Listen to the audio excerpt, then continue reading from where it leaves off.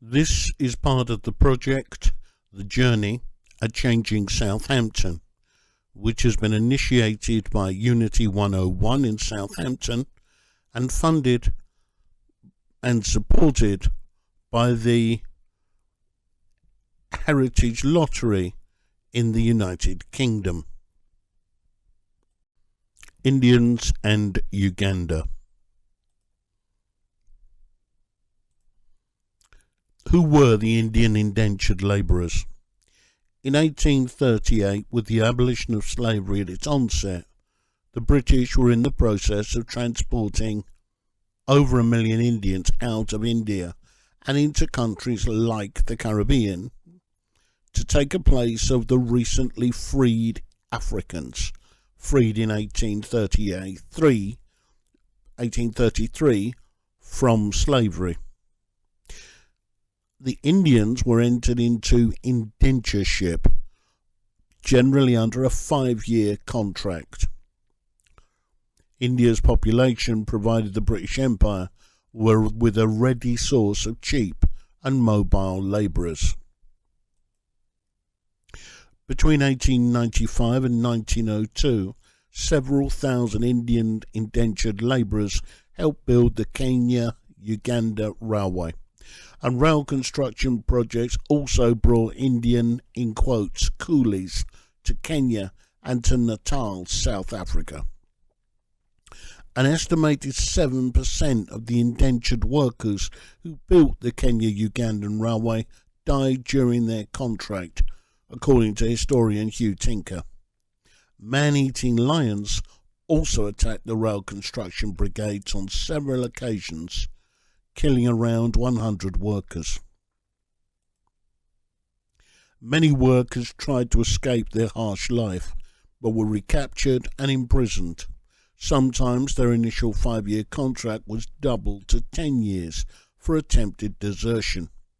At the end of the contract, while some workers chose to return, others decided to stay where they were, particularly women who had left home or were unlikely to be accepted back into their family after several years away in a distant country. Workers did try to oppose the abuses of the indentured labour system. Some sent petitions to the agents of the colonial government who administered the indentured system. Indentured workers carried out acts of sabotage and revenge against the plantation owners and the railway on numerous occasions, but this just resulted in increased repression. To the voices of the indentured workers was added the dissenting voice of the growing Indian nationalist movement. Mahatma Gandhi, the leader of the Indian freedom movement, saw firsthand the plight of aged indentured labourers in South Africa and campaigned on the issue during the first decade of the 20th century. The system of indentured labour was officially abolished by the British government in 1917. Over the following century, the descendants of those who had stayed where indenture took them became significant parts of the population of a number of countries, including Guyana, Suriname, which was the Dutch West Indies, but Indians were taken there under licence to the UK government, Trinidad, Jamaica, Malaysia and South Africa, and in the East African countries of Uganda, Kenya and Tanzania. Many of these Asian people later migrated to the UK in the 1950s and thereafter. From the earliest days of colonial occupation, the British administrators made use of temporary Indian workers, as well as mercenaries from the north of the subcontinent. These troops then remained in the country for more than a quarter of a century. This explains why Indian soldiers were used to overcome the resistance of Kings Kabalega of Bunyoro and Mwanga of Buganda. In 1895, a contingent of 300 Punjabi troops from the Indian regiment was sent to Uganda to join the colonial army. In 1897, Major MacDonald, commander of the colonial forces in Uganda, received 30 Sikhs recruited specifically for Uganda. And in the same year, another 150 troops were dispatched from India to Uganda. In 1819, 400 more troops found their way into Uganda, according to Mangat.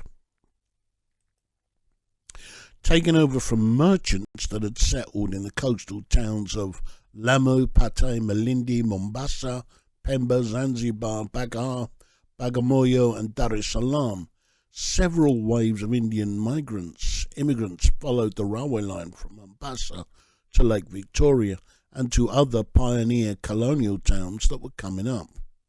They were workers and maintenance staff, masons, wheelwrights, carpenters, tailors, nurses, laundry workers, secretaries and teachers, not to mention the small traders attracted by the prospect that the new colony was opening to the outside world. Separate from this was, of course, the introduction of the indenture system, bringing Indian labour to build the railway. The British colonial authorities not trusting and dismissing the skills and intelligence of the local black African people. However, it is also true that, like most places in the British Empire, the colonial authorities established a class system that placed Indians in an administrative and trusted business position, with the local black Africans being placed into the category of a lower working class. This ensured a buffer zone between local black Africans and the British colonial masters, a consistent technique that was often part of the post-independence explosion of community tension that occurred when the British left. After completion of the railway construction in 1902, a small percentage of workers required on site opted to remain in East Africa. In subsequent years, new immigrants, mostly traders, settled in Uganda. In 1911, the number of Indians in the country was a total of 1,852 men and 364 women. As their business prospered, they called on their family and community relatives to send new immigrants from India in the form of employees and associations. Using their savings, they in turn established new shops, duka, thus ensuring that small-scale Indian traders were present in the hinterland, Dukawala. The Indian immigration in Uganda continued to be encouraged by the colonial officials. In the early 20th century, Commissioner Sir Harry Johnson said that he wanted Indians to play an intermediary role between Africans and Europeans. While there were few British traders in the colony, the Indians, with whom the colonial administration had very old relations, were considered the most likely to encouraging African people to open up to a money market. Many Indians living in Uganda were instrumental in transforming the country as agents of the new economic order imposed by the colonial administration. Sheikh Alinda Vishram Lalji may be cited as an example in this regard. He was born in India in 1851 to a Mishlalia family and arrived in Africa at the age of 12.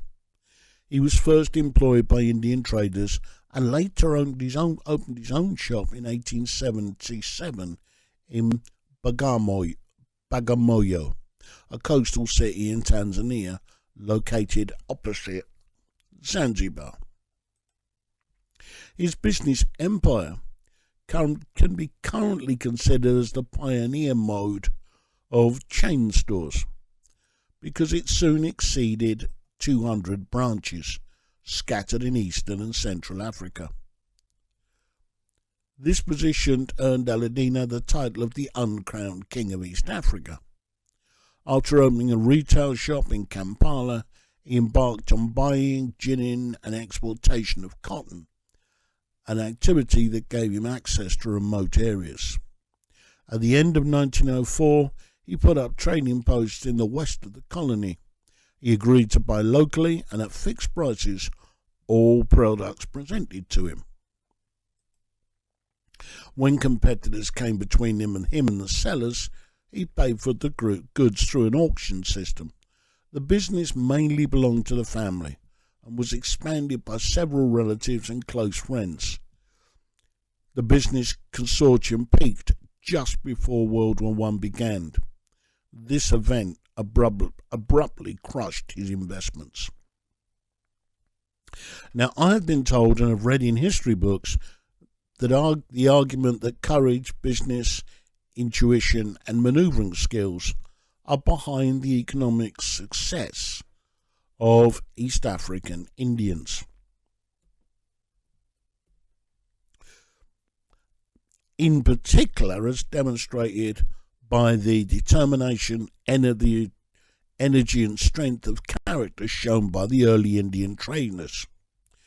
It is true that success by a family or caste member often created a platform from which others within the family or caste could create businesses, etc. And that network became a financial and trading bloc that strengthened their community and also enabled diversification into other new areas of business. However, in a distinctly stratified situation where one group, Indians, could obtain licenses, finance, access to colonial markets, and most importantly, patronage from colonial administrators, and local black Africans, the other group, were intentionally, by colonial administrators, denied that access. Indians who worked hard could gain much greater rewards than local people who also worked hard. With colonial masters controlling the costs of many products but having little direct trade relationship with local communities, any ill feeling was directed at Indians.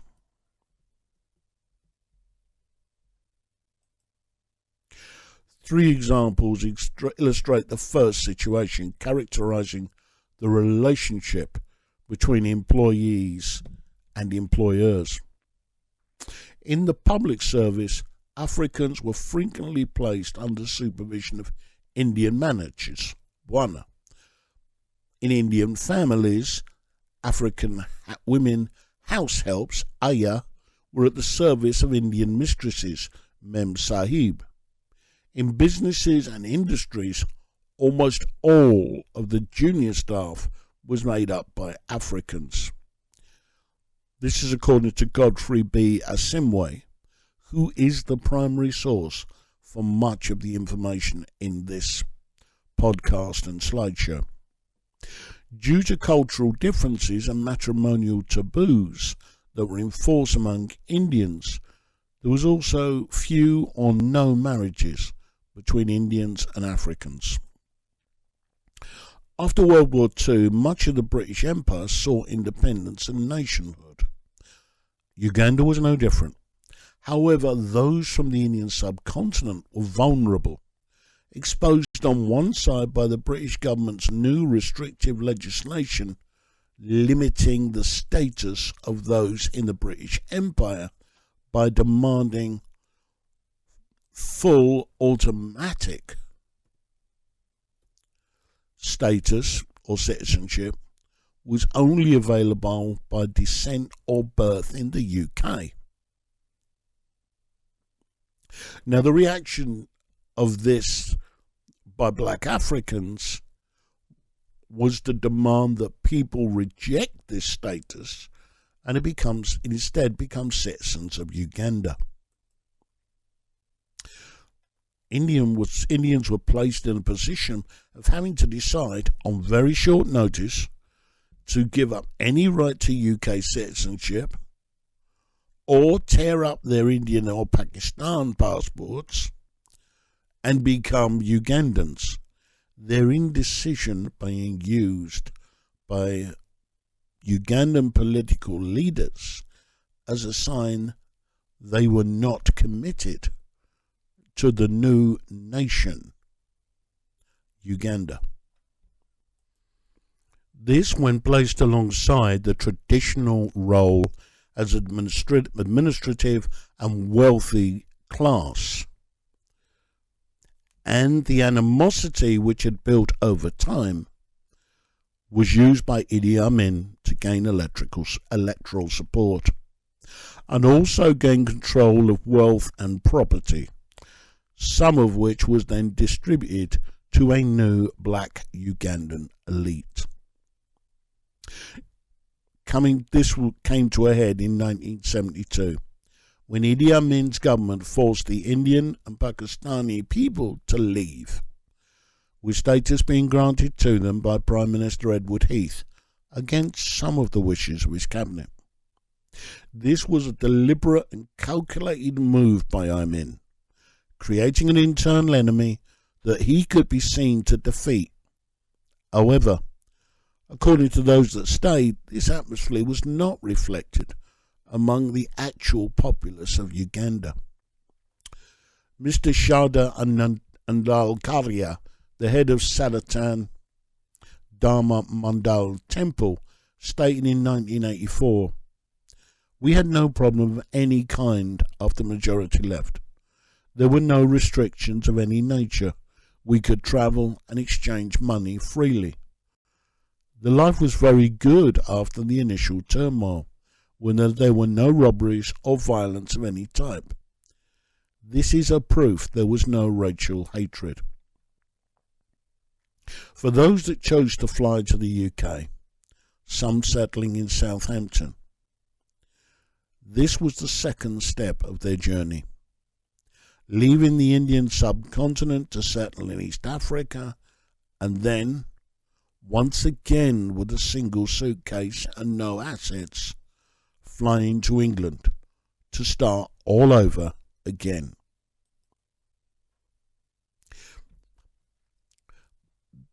This project, The Journey, if you want to help with the Journey project, please become a volunteer. Obviously, it is easier if you live or in or near Southampton or Hampshire, but we can be creative, and there are a range of tasks which we will help to teach you. Also, if you or your family move from the Indian subcontinent directly or via Kenya, Uganda, Trinidad, South Africa, contact us if you want to tell your story. You can contact us at thejourney@unity101.org. That's The Journey, with the T and the J being uppercase, at unity101.org. Thank you for listening.